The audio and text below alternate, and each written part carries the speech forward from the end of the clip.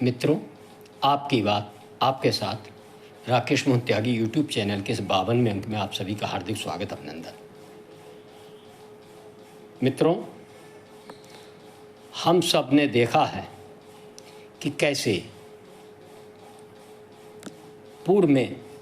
हम बचपन में कुछ कहानियाँ सुनी होंगी, पंचतंत्र की कहानियाँ, और उन कहानियों में एक कहानी बहुत मशहूर कहानी है। मैं अपनी बात की शुरुआत उसी कहानी से करना चाहूँगा कि कैसे इस जंगल में एक सियार जंगल से निकलकर गांव के बाहर पहुंच गया था। गांव के किनारे पर एक रंगरेज जो कपड़ा धोने और रंगने का काम करते हैं, उसके हौद में रंगे हुए नीले हौद में जाकर गिर गया और वह दुर्घटनावश वहाँ से निकल के भागा तो वो पूरा उसका रंग चेंज हो गया। वो बहुत घबराया हुआ था, लेकिन जब वो जंगल में आया उसके बदले हुए रंग को देखकर उसके साथी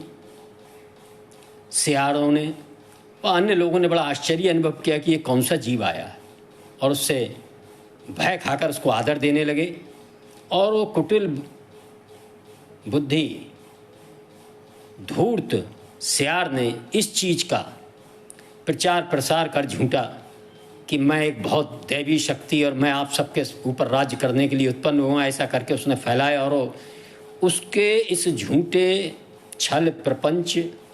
और धोखे में शेर जैसा ताकतवर चीते व अन्य हिंसक पशु भी आ गए और उसको अपना राजा बनाने का काम किया और उसका आदेश मानकर उसे राजगद्दी पर बिठा दिया था। लेकिन मित्रों, प्रकृति का न्याय एक बहुत बड़ी चीज़ है। गांव में कहावत है कि उसकी आवाज़, उसकी लाठी की आवाज़ जब पड़ती है बेआवाज़ होती है, लेकिन पड़ती बहुत ज़ोर से है। इसी क्रम में हम सब ने देखा होगा है इस पिछले विगत चुनाव में बीते समाजवादी पार्टी के नेता श्रीमान अखिलेश जी ने कैसे कुछ झूठे छल प्रपंच अपने नए नए नेता बनाए। बालक बुद्धि राहुल गांधी जी के नेतृत्व में संविधान आरक्षण का झूठ छल प्रपंच इस देश और प्रदेश में फैलाने का काम किया। और अखिलेश जी ने तो इसमें एक पीडीए नाम का एक शब्द की बड़ी चर्चा की थी। पी मतलब पिछड़ा, और उस पिछड़े वर्ग के सशक्त जाति समूह से वो स्वयं भी आते हैं। डी से दलित और ए से अल्पसंख्यक का वोट बैंक का नाम लेकर उन्होंने इन तीनों में भाईचारा उत्पन्न करने का आश्वासन दिया। और उनका इस झूठे छल प्रपंच में लगातार फंसकर कहीं ना कहीं बहुत बड़ी संख्या में इन वर्गों के लोगों ने भी उनके झूठे बहकावे में आकर उस सियार की तरह कि अब ये सुधर गए हैं, ठीक हो गए हैं, बढ़िया हो गए हैं, सबको साथ लेकर चलने की बात कर रहे हैं, और उन्हें कहीं ना कहीं अपना कीमती मत देने का काम किया, जिस कारण उनको अच्छी सफलता प्राप्त हुई थी। लेकिन समय नहीं बीता, जो समाजवादी पार्टी के डीएनए में गरीब उत्पीड़न, गुंडागर्दी, बदमाशी, झूठ, दबंगई और ख़ास तौर से दबे कुचले वर्ग की, सनातन वर्ग की महिलाओं, युवतियों, बच्चियों का शोषण करने का जो उनके डीएनए में एक संस्कार मौजूद है, और वह संस्कार प्रकट कैसे हुआ था ये भी हम सब ने देखा था। उनके पिताजी के शासनकाल में भी इस तरह की घटनाएं कि जब अधिकता हुआ करती थी तो उन्होंने उन घटनाओं का समाजवादी पार्टी के अपराधियों का कैसे बचाव किया था कि लड़के हैं, गलती हो जाती है। ऐसे ऐसे कुतर्क करके ऐसे गुंडे बदमाशों का जब उस राजनीतिक दल के प्रथम पुरुष बचाव करेंगे तो ऐसे तत्वों को बढ़ावा मिलेगा ही। और आज हम सबको समझ में आना चाहिए कि कैसे पीडीए नाम के भाईचारे में, भाई तो केवल उन्होंने जो बनाया है वह उनके सजातीय वर्ग के, चाहे वो जिला अध्यक्ष पद पर रहे हों, चाहे नगर अध्यक्ष पद पर रहे हों, और अल्पसंख्यक समाज के, चाहे अयोध्या की घटना आप देख लें, मोइन खान एक कैसे गरीब अति पिछड़ा मल्लाह वर्ग की बिटिया के साथ उन लोगों ने एक आध बार गलती ने 2-2.5 महीने लगातार गैंग रेप किया। उसके जब वह गर्भवती हुई तो वो सारी बात पता लगी, और आज तक भी वो जेल में होने के बाद भी उस व्यक्ति को अपनी पार्टी से निकालने का साहस नहीं कर पाए,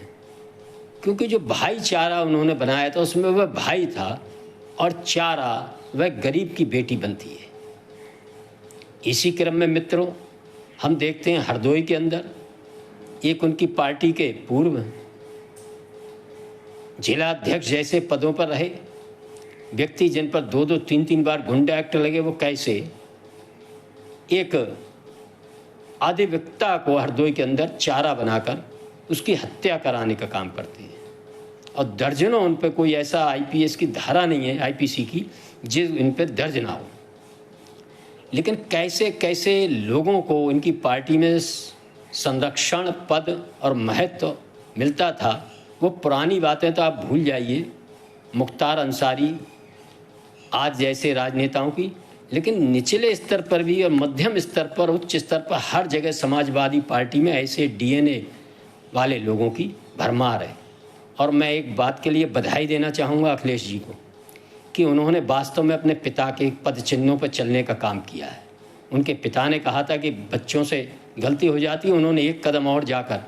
कितनी बेशर्मी के साथ इन अपराधियों के लिए डीएनए की मांग की कि हम तब तक नहीं मानेंगे डीएनए टेस्ट ना हो। और वर्तमान सरकार, आदरणीय योगी जी सरकार ने उनकी मांग को तुरंत माना विपक्षी, और उन्होंने डीएनए टेस्ट के भी आदेश सारे केसों में कर दिए। और आने वाले समय में देखेंगे कि ये डीएनए टेस्ट इन अपराधियों के लिए किस कदर घातक सिद्ध होने वाला है। और कहीं ना कहीं अखिलेश जी ने दिखाया कि वह अपने पिता मुलायम सिंह जी का कितना सम्मान करते हैं, और उनके पदचिन्हों पर चलकर ऐसे गुंडा, बलात्कारियों, रेपिस्ट, बदमाशों का बचाव करने में वह किसी भी कीमत पर अपने पिताजी से एक भी इंच पीछे हटने को तैयार नहीं है। मित्रों, इस जो पीडीए का भाईचारा बनाया था, ये वही भाई इनके सजातीय वर्ग के लोग हैं, भाई इनके अल्पसंख्यक वर्ग का जो इनका थोक का वोट बैंक है वो हैं, और चारा वो बनते हैं जो जाने अनजाने इनके ऐसे दुष्चक्र, ऐसे झूठ छल प्रपंच में फंसकर इनके पास चले जाते हैं, और वह चारा पूर्व में भी बनते रहे हैं और इस समय भी लगातार बन रहे हैं। आप कल्पना करें, यदि दुर्भाग्यवश इन लोगों की सरकार होती तो इस चारा बनने की गति कितनी तेज हो सकती थी और किस तरह से हो सकती थी, ये हमने अभी बांग्लादेश में देख रहे हैं। इसी तरह के राजनेता जिनके मुंह सिला हुआ है, आज तक उन्होंने उन दुराचार, सनातन समाज की हत्याओं व ऐसी घटनाओं के प्रति कहीं कोई एक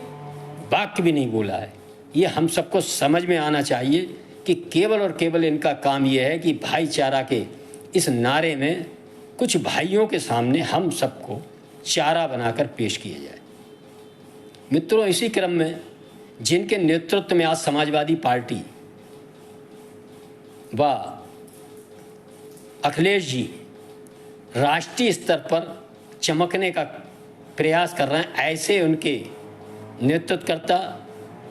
बालक बुद्धि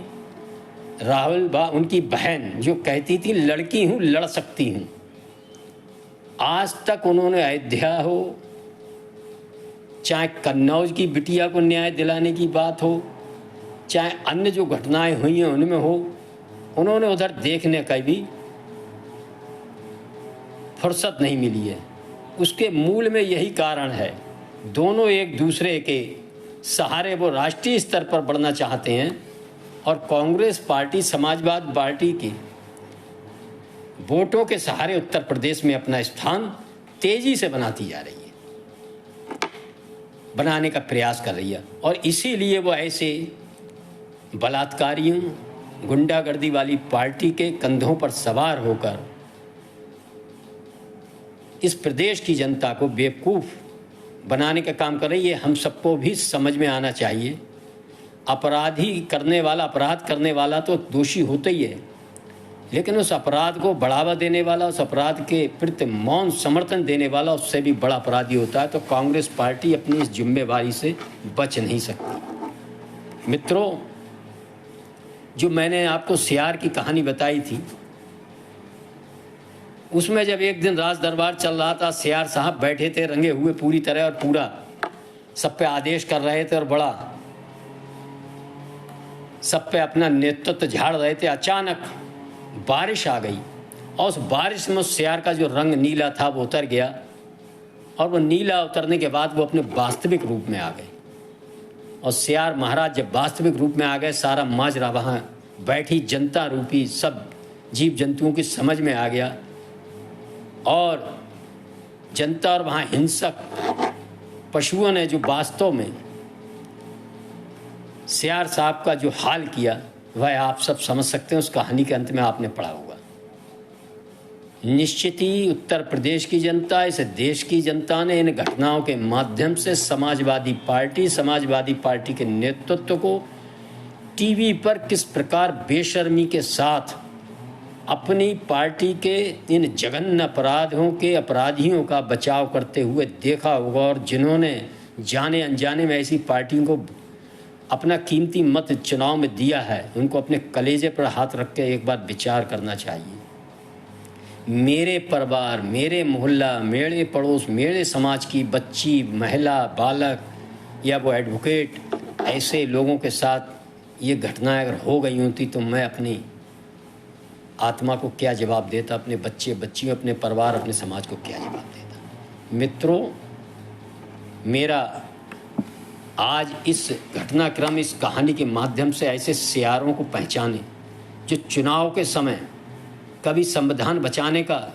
कभी आरक्षण को हटा देगा, कभी ये तरह तरह के नारे लेकर, लेकिन इनके डीएनए में जो डीएनए की मांग ये अपराधियों के करते हैं, डीएनए की जांच तो जनता इनकी कर रही है और कर चुकी है।